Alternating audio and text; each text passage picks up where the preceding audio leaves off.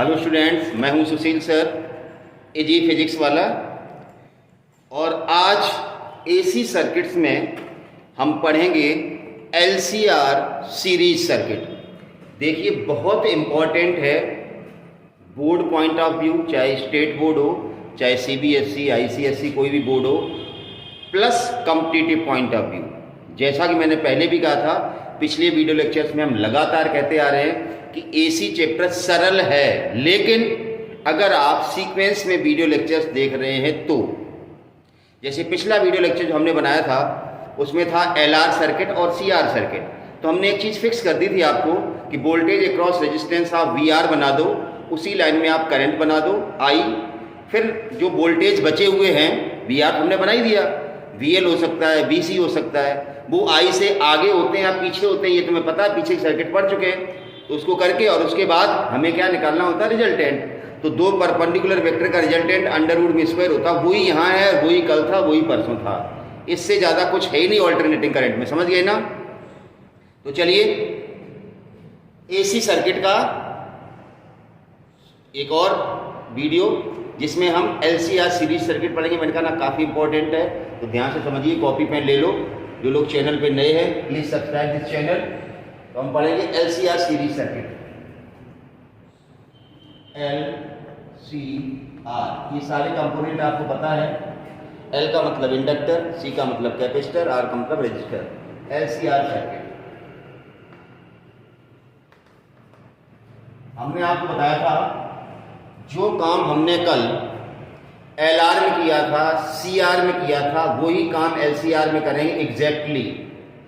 कुछ भी इधर उधर नहीं चलना है, नहीं तो आप पैरेलल वीडियो आप चला के देख सकते हो कल वाला, ठीक है ना। तो सबसे पहला काम होता है सर्किट बनाना। एलसीआर है, ये रहा एल, ये देखो एल, ये रहा सी और ये रहा आर। एल, सी और आर, बिल्कुल पिछला वीडियो लेक्चर देख सकते हैं। ये एसी सोर्स है, ये है एसी सोर्स, सिंबल तुम्हें पता है। इसकी इक्वेशन E बराबर ई नॉट साइन ओमेगा टी हमने फिक्स कर दी थी। अब देखिए, L के क्रॉस वोल्टेज यहाँ पर हमने माना था वोल्टेज VL, C के क्रॉस वोल्टेज VC और R के क्रॉस वोल्टेज VR, ठीक है ना।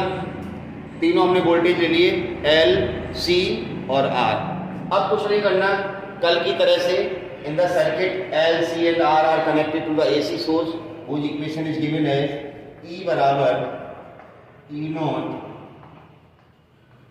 AC सोर्स की इक्वेशन फिक्स है। मैंने कहा पिछला वीडियो लेक्चर देखना आपको, ये AC सोर्स, ये वोल्टेज की इक्वेशन फिक्स है। करंट की इक्वेशन फेजर डायग्राम से निकलती है, हमें फेजर डायग्राम बता देता है कि करंट वोल्टेज से आगे है या पीछे है। तो करंट की इक्वेशन में प्लस फाई लगेगा या माइनस फाई लगेगा। ये हमने एलआर में भी किया था, सीआर में भी करा और आज एलसीआर में भी करेंगे, ठीक है ना। तो चलिए, सबसे पहला काम क्या होता है, ये वोल्टेज लिखना है, ठीक है ना। Late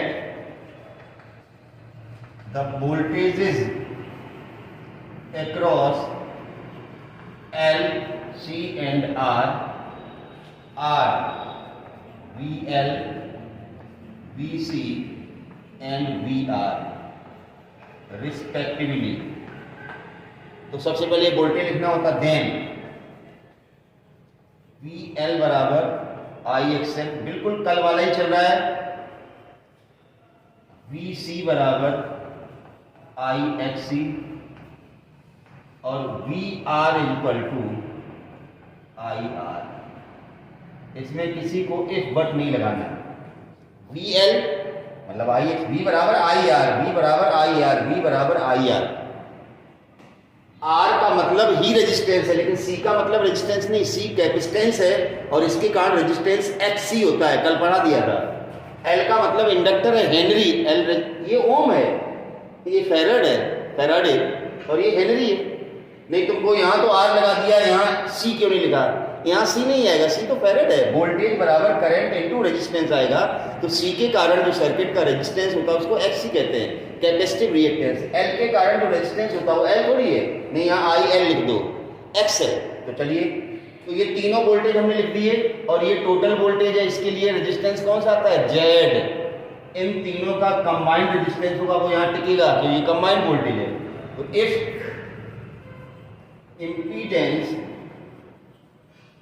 impedance of circuit is Z, then E is equal to IZ।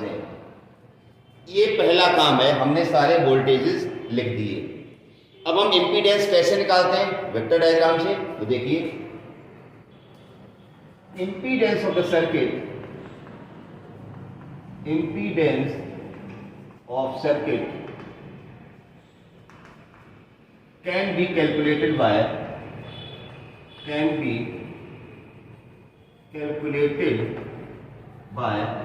impedance of the circuit can be calculated by drawing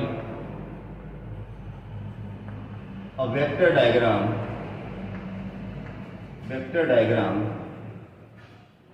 as, बिल्कुल कल जो कॉन्सेप्ट था, सबसे पहले क्या करना है, एक वेक्टर बना दिया, वोल्टेज अक्रॉस रेजिस्टेंस के लिए VR, ठीक है ना। हमें पता है करंट यहीं आएगी, ये कल भी किया था। तो एक वोल्टेज तो VR फिक्स है, दूसरा वोल्टेज है VL जो करंट से π/2 आगे होता है। तो करंट से आगे होने का मतलब करंट यहाँ है, π/2 का मतलब ये 90 आगे कर दो, ये हो गया VL। यहाँ तक भी कोई दिक्कत नहीं। तीसरा वोल्टेज VC है जो करंट से π/2 पीछे होता है, पीछे तो नीचे कर दो, करंट से पीछे। ये बन गया आपका, ये π/2 आगे है और ये वाला π/2। अब यहां पर तीन वेक्टर है तुम्हारे पास, VR, VL और VC। और आपको पढ़ाया गया कि आप रिजल्टेंट एक बार में दो का ही निकाल सकते हैं। हाँ, तो दो कर लो ना। देखो, ये तो दोनों अपोजिट वेक्टर हैं, इनका रिजल्टेंट तो माइनस करके आ जाएगा। अब ध्यान से सुनना, अब यहां पर तीन चीजें हो सकती हैं।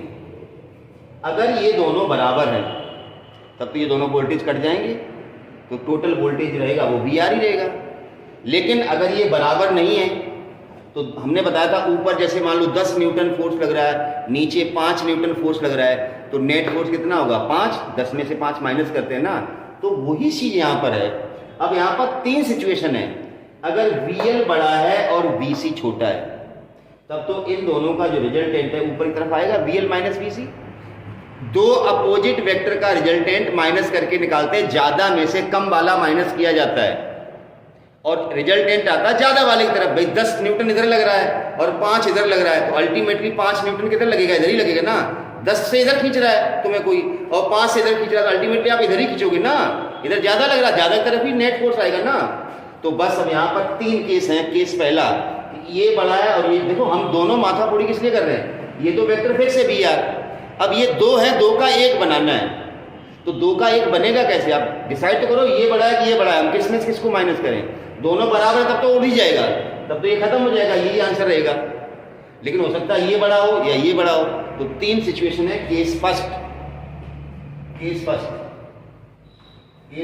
If VL vector is greater then VC। हमने मान लिया ये बड़ा और ये छोटा है, तो इनका रिजल्टेंट कितना आएगा? VL minus VC।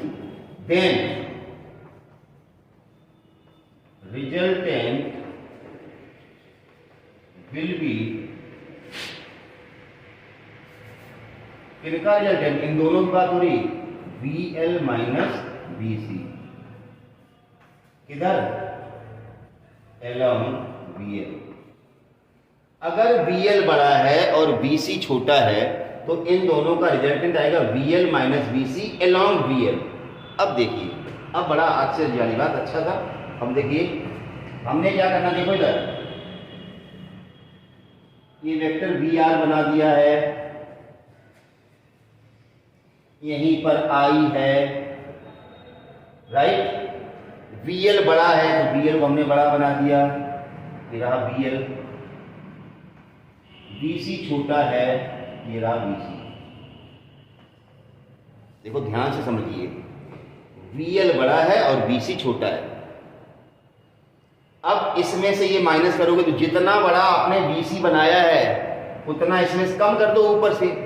जैसे मान लो आपने कॉपी का रूल्ड बुक लिया है और ये जो BC बनाया वो 2 लाइनों में बराबर बनाया, 1 लाइन और 2 लाइन, इतना बड़ा बनाया, इतना कम कर दो। तो देखो यहाँ कम कर रहा हूँ, ये देखो जितना नीचे BC था उतना ये कम कर दिया, ये वाला हटा दिया इतना।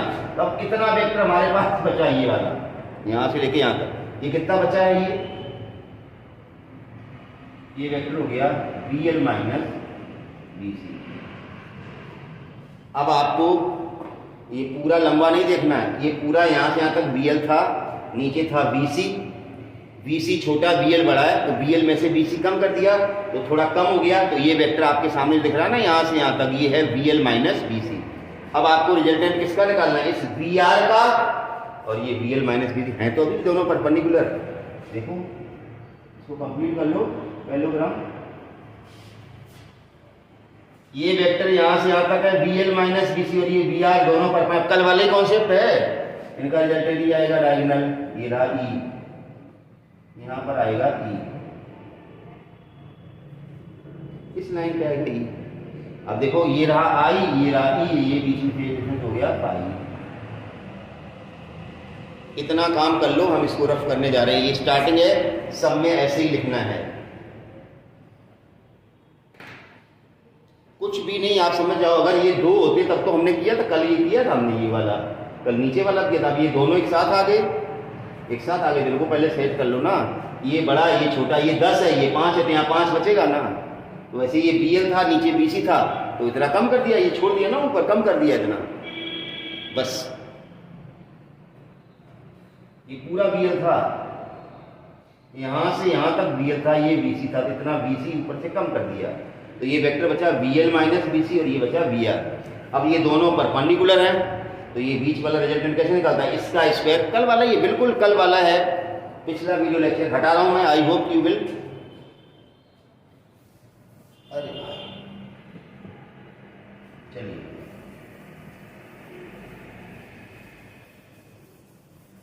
मेरे ख्याल से इसकी जरूरत अब है नहीं, इस डायग्राम को भी हटा देंगे। We need some space. अब देखिए, पहले हम एक कॉन्सेप्ट बता रहे हैं, उसके बाद आपको कोई दिक्कत नहीं आएगी। अब हमें इनका रिजल्टेंट निकालना है। तो देखिए आपके पास ये है फाइनली, ऐसे देखो आप, ये है BR, ये वेक्टर बचा आपके पास BL माइनस BC और ये इनका आ गया रिजल्टेंट। ये लो E, यहीं पर था I, ये लो, ये बहुत साफ सुथरा है, अब तो कोई दिक्कत नहीं है ना।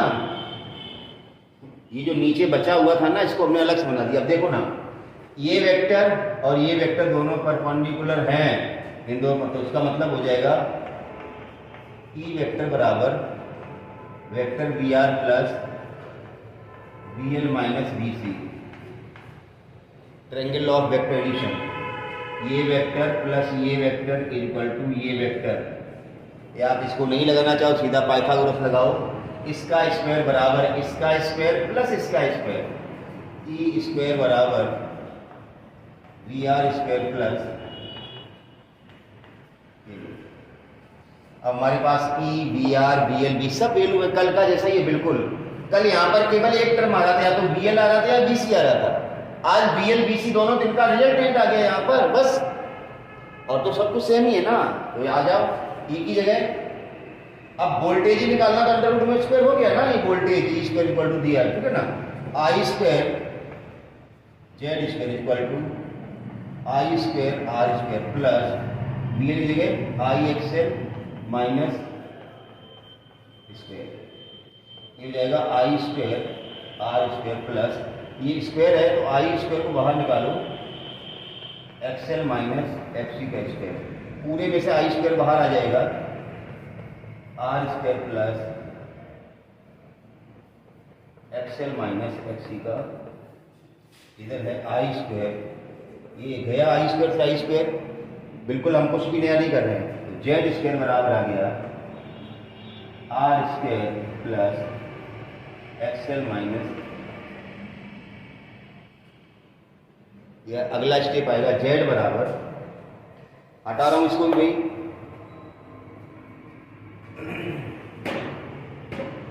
हटा रहा हूं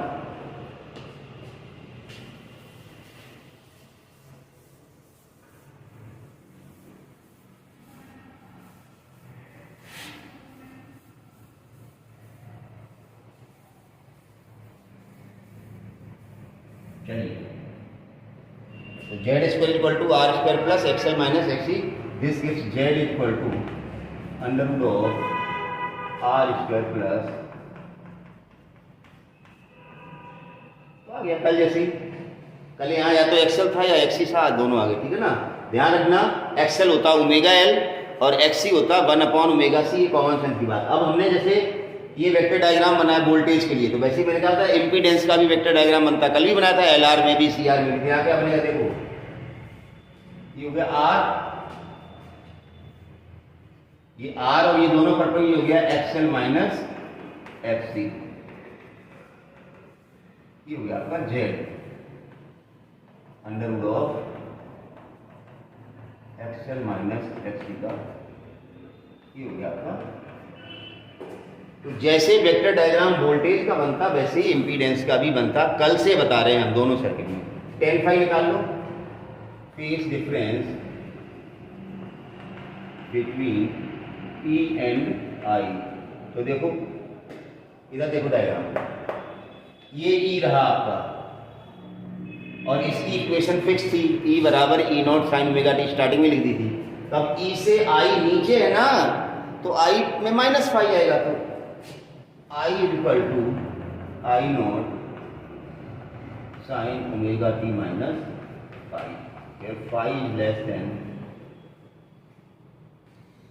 मतलब LCR सर्किट में इक्वेशन करंट की उसी टाइप से आई जो LR में आई थी।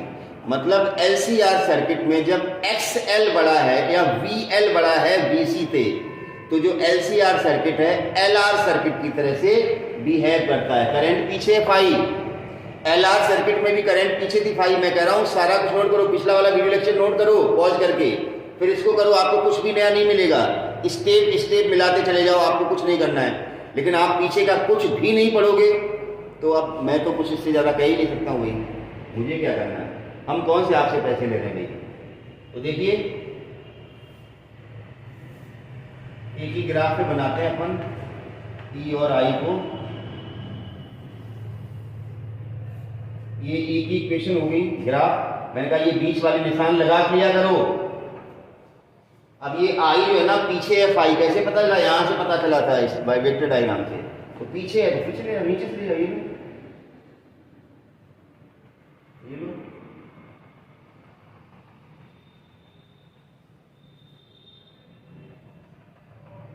ये देखो,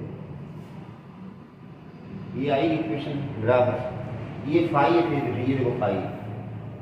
अब दिख रहा ना ये फाई पाई/2 से कम है ना, पाई/2 तो यहां से यहां तक है और फाई सिर्फ यहां से यहां तक है, ऐसे करके।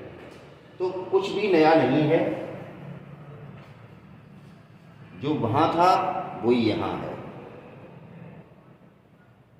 हो गया। तो ये तो था LCR सर्किट का पहला केस जिसमें VL बड़ा था और VC छोटा था। अब दूसरा ले लो केस सेकेंड। क्या सेकेंड केस बनेगा कि VC बड़ा है, नीचे वाला VC वोल्टेज बड़ा है और VL छोटा है। तो देखिए हटा रहा हूं, पॉज करके नोट कीजिए, 1 2 3 4 5 हो गया। चलिए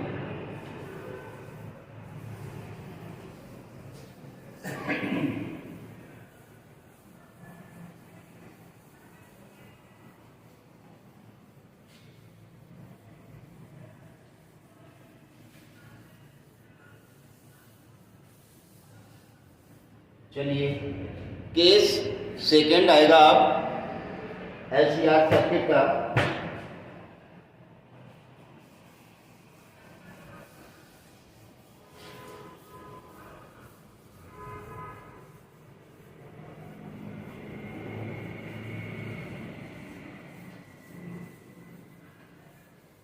केस 2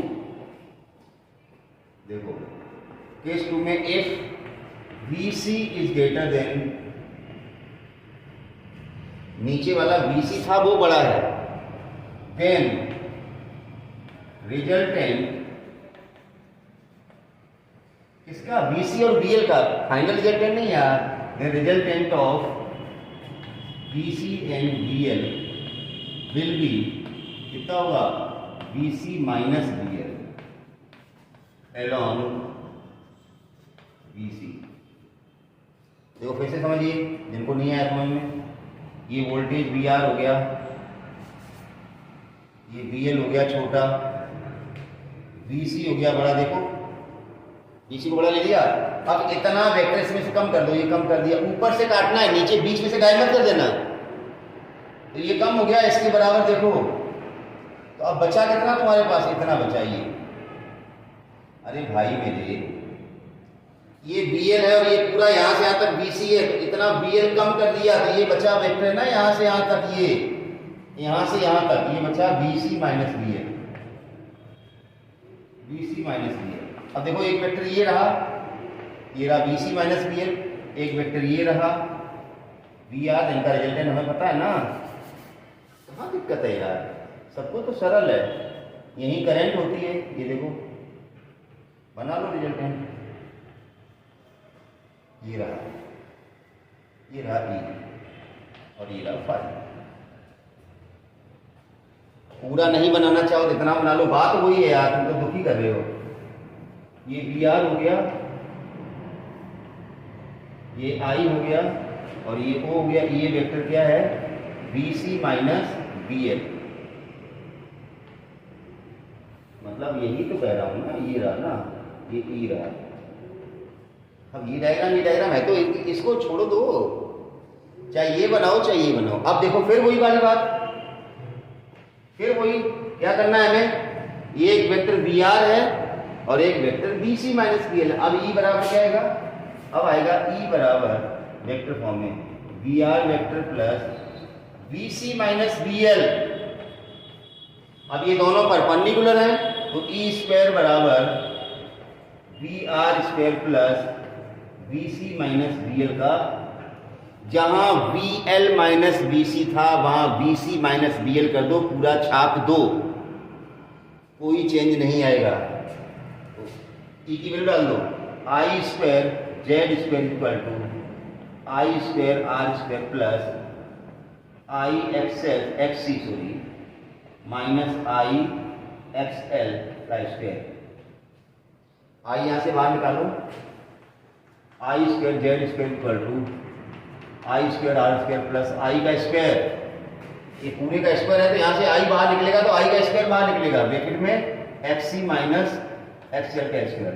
ये पूरे से I स्क्वायर कॉमन है, R square plus XC minus XL का whole square, I square Z square, I square गया, Z square equal to R square plus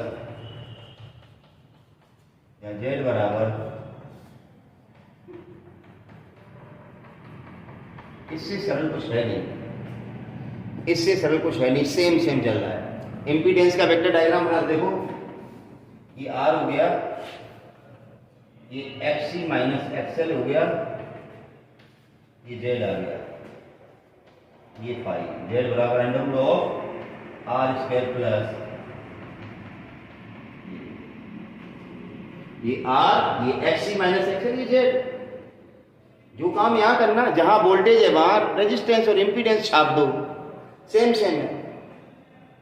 चलिए अब यहां पर भी देखो इक्वेशन ऑफ करंट, इधर ध्यान दो। अब यहां वोल्टेज ये रहा, वोल्टेज से करंट ऊपर, ये करंट ये रहा ना, ये फाई ऊपर है भाई। देखो इक्वेशन ऑफ करंट होगी I बराबर I not sine omega t plus phi होगा। देखो ये E है और E की इक्वेशन पहले ही लिख दी थी, अब E से I ऊपर है तो प्लस फाई। अब ये फाई कितना है निकाल लो, टेन फाई से, फाई कितना है ये टेन फाई से निकाल लो। यहां निकाला नहीं, मैं निकाल देता हूं, देखो टेन फाई कितना आएगा, BC minus BL upon R। पीछे की साइड टेन फाई नहीं निकाला था, पीछे भी आप टेन फाई निकाल सकते थे, इससे पहले जब हमने केस लिया था तो टेन फाई निकलेगा perpendicular upon base, VL minus BC upon BR। यहां आएगा BC minus BL upon R, या इसको लिख सकते हो, एक बार लिख लो इसको, मैं हटा रहा हूं इसको, जगह नहीं ज़्यादा है। हो गया, पॉज करके लिख दिया। चलिए ये देखिए,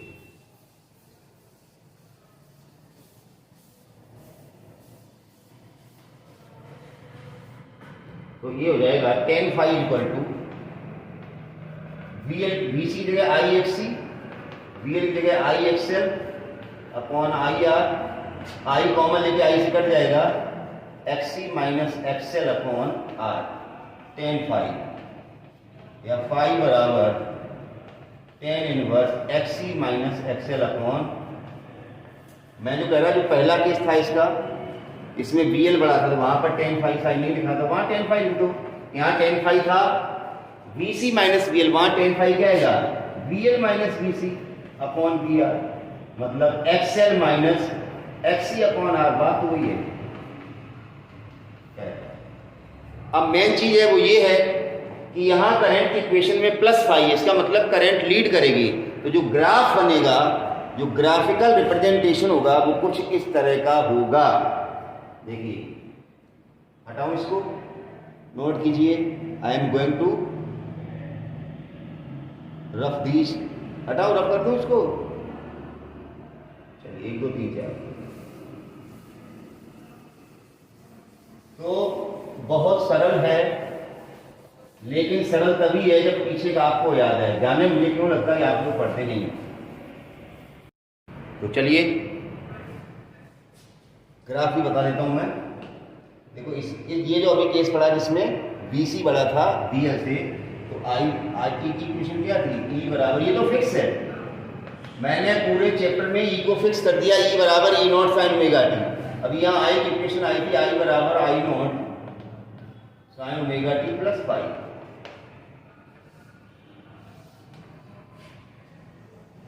एक ही कॉन्सेप्ट बार बार, ये बीच में निशान है पाई बाई 2 के है, ये ग्राफ है E का, E एंड I। अब I आगे है, आगे है, ऊपर से आगे ना, और कितनी आगे है, पाई बाई 2 तो है नहीं, यहाँ कटाओ, पाई बाई 2 से ज्यादा हो ही नहीं सकता, पाई बाई 2 कम है, पहले कटाओ ना इसको, ये देखो ऐसे करके,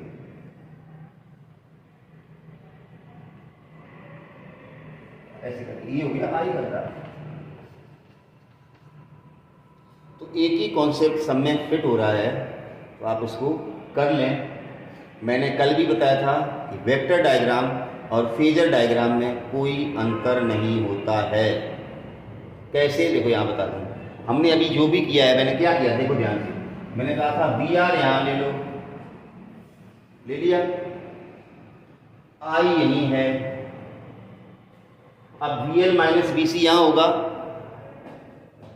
पहले केस में B L minus B C था यहाँ, तो रिजल्टेंट ऐसे करके आपने बना दिया था।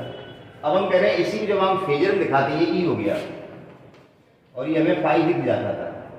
अब फेजर एक नई नौटंकी, जैसे मैं कल से बता रहा हूँ पिछले वीडियो में, अब आपने क्या किया देखना, नौटंकी ऐसे कर दी शुरू, बी आर को यहाँ ले लिया, आई को यहाँ ले लिया, B L minus B C यहाँ ले लिया, ये लो बी एल माइनस है तो ये परपेंडिकुलर ही, ये लो, ये आ गया आपका रिजल्टेंट ई। अब ये लो, ये फाई हो गया, हमारी ये समझ नहीं आता, ये लो, अब ये ज्यादा अच्छा है या ये ज्यादा अच्छा है, हाल तो उसको घुमा दिया, किस लिए, सिर्फ ओमेगा टी दिखाने के लिए, ये ओमेगा टी दिखाने के लिए, सिर्फ इनिशियल फेज ओमेगा टी दिखाने के लिए हमने इसको थोड़ा ऊपर ले लिया, घुमा दिया, इसमें इनिशियल फेज हमें नहीं दिख रहा था। चलिए खैर, तो ये फेजर डायग्राम कहलाता है, ये वेक्टर, तो मैंने नमूना पेश कर दिया, बाकी ऐसा कुछ है नहीं इसमें, ठीक है ना। तो अब चलिए तीसरा केस इसका, जिसमें वी एल और बी सी तीनों दोनों बराबर होंगे, केस थर्ड, हटाओ इसको,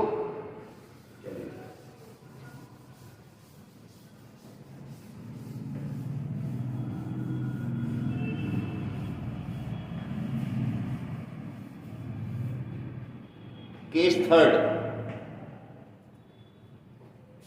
case third, if V L equal to, ये तो बड़ा आसान हो गया भाई, देखो ये रहा वी आर गुरु, ये रहा आई,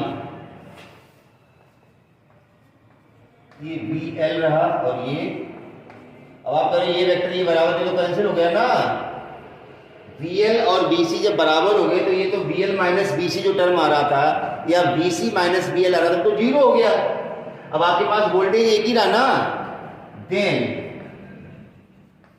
ई बराबर कितना आएगा,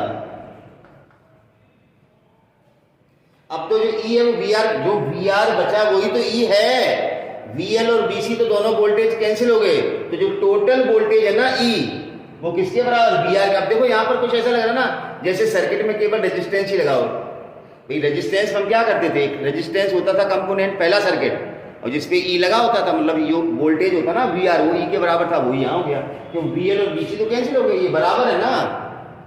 भाई आपकी इक्वेशन क्या होती थी, ई स्क्वायर इक्वल टू ये होती थी ना, अभी पढ़ रहे थे V R square plus V L minus B C का, ये तो बराबर में जीरो हो गया ना, तो फिर ई बराबर क्या आ गया, वी आर ही तो आ गया ना। यहाँ तक जाने की जरूरत कहाँ है, जब ये कैंसिल हो गए तो एक ही वोल्टेज बचा वी आर, इसमें दो तो एनी रिजल्ट है, तो ई बराबर वी आर और ई क्या होता आई जेड और वी आर क्या होता आई आर, आई से आर आई कर दिया, जेड बराबर आर। देखो ध्यान से, बहुत अच्छी चीज है। इफ वी एल बराबर बी सी और वी एल क्या होता है आई एक्स एल, बी सी क्या होता है आई एक्स सी, तो आप ऐसे देख सकते हो एक्स एल बराबर एक्स सी। बहुत ही इंपॉर्टेंट चीज है एलसीआर सर्किट का थर्ड केस, जिसमें हमने वीएल और बीसी को बराबर ले गया तो एकदम सिचुएशन पलट गई। देखो सर्किट का इम्पीडेंस मतलब रिएक्टेंस जीरो हो गया, तो अब यहां क्या क्या हो रहा है, देखो नेट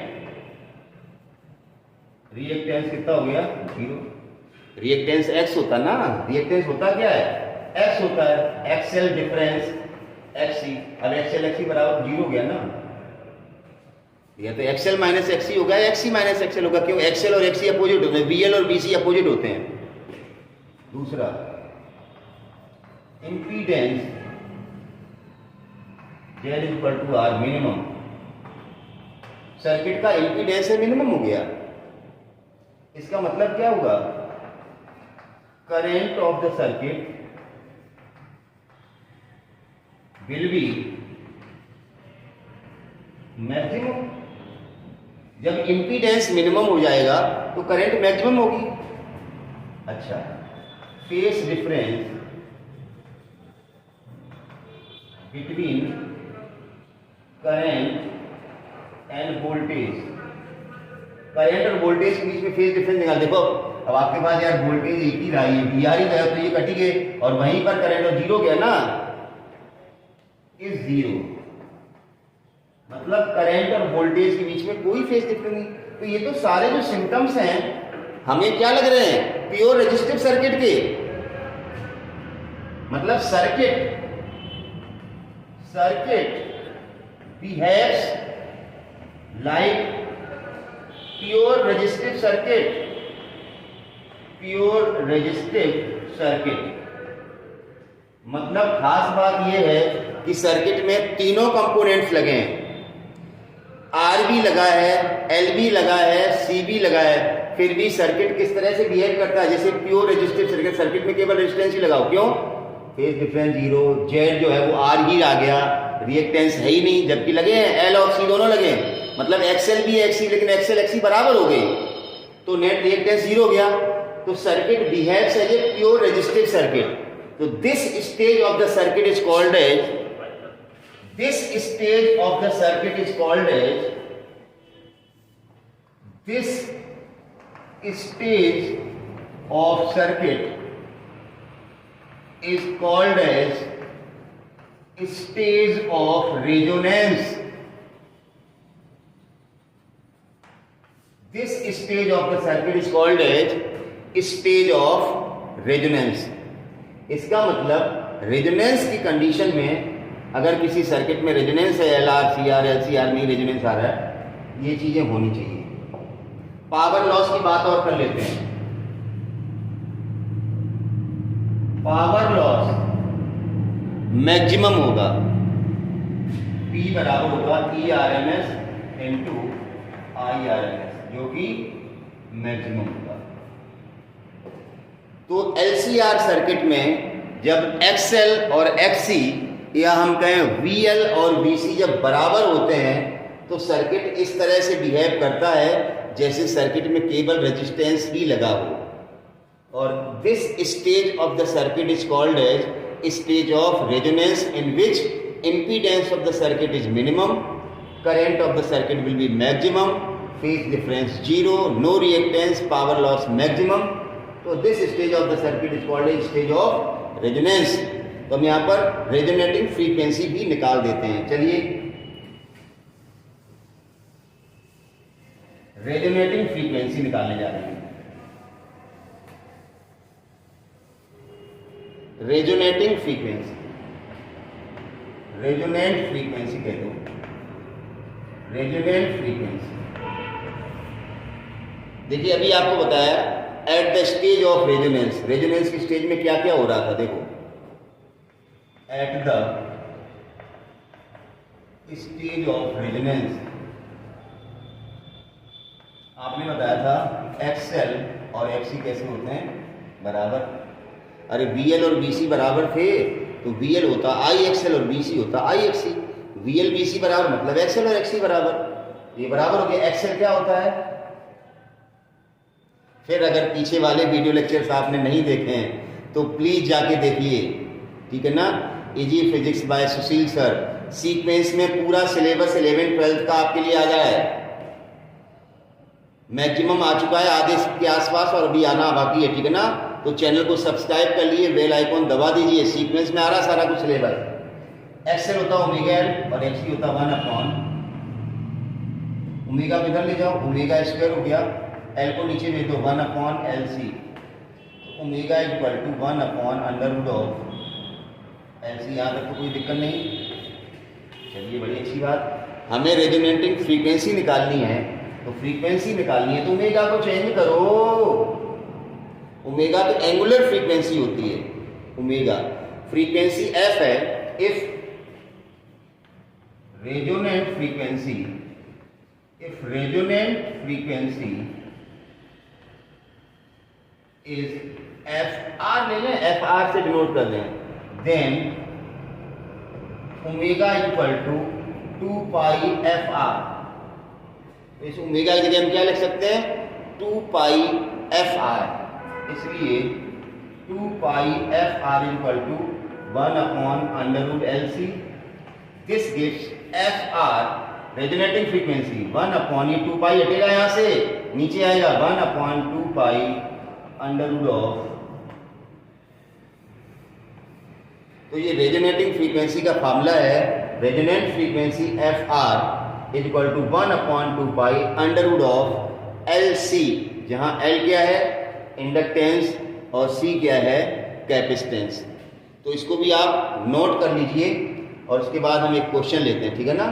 चलिए नोट करो, इसको नोट कर लीजिए फटाफट।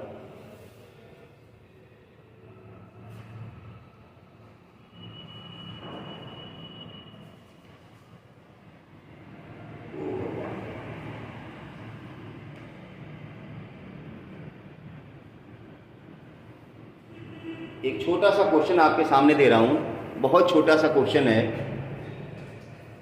हटा दो इसको। चलिए हटा रहा हूं।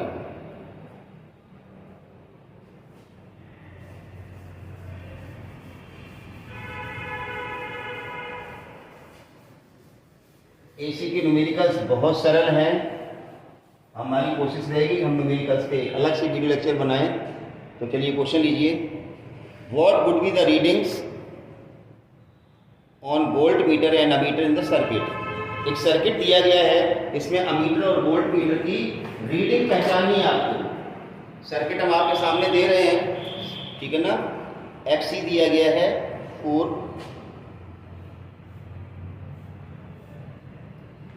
XC equal to 4 ohm. XC का मतलब कैपेसिटिव रिएक्टेंस। XL दिया गया है, देखते हैं आपने कितना पढ़ा है, 4 ओम, XL 4 ओम। R 45 ओम है, R equal to 45 ohm. Volt meter और 90 volt ammeter, AC source 90 volt. What will be the reading of ammeter and volt meter? बहुत ही बेसिक क्वेश्चन है, आप करिए एक बार, कोशिश कीजिए. अमीटर और वोल्ट मीटर की रीडिंग कितनी होगी?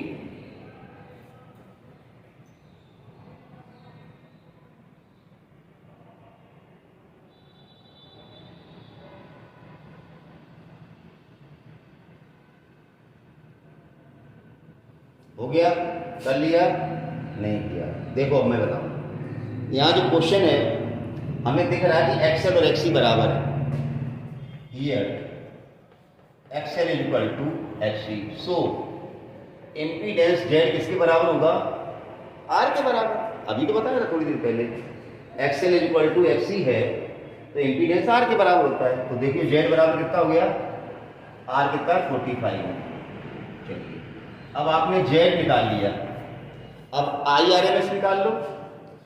मैंने पहले वीडियो लेक्चर में बताया था, आज फिर बता रहा हूं. जब भी किसी क्वेश्चन को आप नोट करें, एसी का क्वेश्चन करते जा रहे हैं या करने जा रहे हैं, तो जब तक आपको यहाँ 90 वोल्ट लिखा, आपसे अगर ये नहीं कहा गया कि ये पीक वोल्टेज है, तब तक आप उसको ई नॉट नहीं लेंगे, आप ई आर एम एस ही पढ़ेंगे.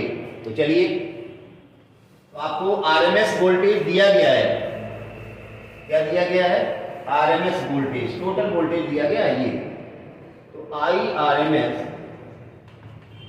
ई R M S upon Z. E R M S 90 है और जेड कितना है? 45, मतलब 2 एम्पियर. ये तो हो गया आई आर एम एस, मतलब अमीटर रीडिंग आ गई. यही अमीटर रीडिंग है आई आर एम एस. अब ये वोल्ट मीटर लगाया है, देखो वोल्ट मीटर किसके एंड पे लगाया है? ये अब बच्चा कंफ्यूज होता है, अरे यार ये दोनों सीरीज में वोल्ट मीटर जो है क्या नापेगा? इनके बीच पोटेंशियल डिफरेंस, इनके बीच दो कंपोनेंट आ गए एक्सएल और एक्सी. तो वोल्ट मीटर क्या नापेगा? वी आर एम एस क्या नापेगा? V बराबर आई इंटू आर. तो I R M S into R, ये क्या आएगा? XL minus XC. अरे वोल्ट मीटर जो लगा है वो इनके बीच में लगा है, इन दोनों के बीच में. तो V बराबर आई इंटू आर. आर कौन सा लोगे? इनका रेजिस्टेंस. ये एक्सएल और एक्सी है, तो एक्सएल और एक्सी लगे होते हैं, तो चाहे तो आप एक्सएल माइनस एक्सी लो या एक्सी माइनस एक्सी. यहाँ तो एक्सएल और एक्सी बराबर ही है ना, ये तो जीरो बन गया. तो वी आर एम एस कितना आएगा? 0. तो वोल्ट मीटर रीडिंग कितनी आएगी? 0 आएगी. तो बहुत ही बेसिक सा क्वेश्चन था, आप नोट कर लें इसको. तो अगला वीडियो लेक्चर जो आएगा वो फिर इसी के आगे का आएगा, मतलब क्वालिटी फैक्टर क्या होता है, बैंडविड्थ क्या होता है, बहुत अच्छी अच्छी चीज़ आने वाली है. बस आप सीक्वेंस में वीडियोज देखते रहें. जो लोग नए हैं, subscribe the channel, press bell icon so that you got regular notifications for new videos. ठीक है ना? Thank you for watching.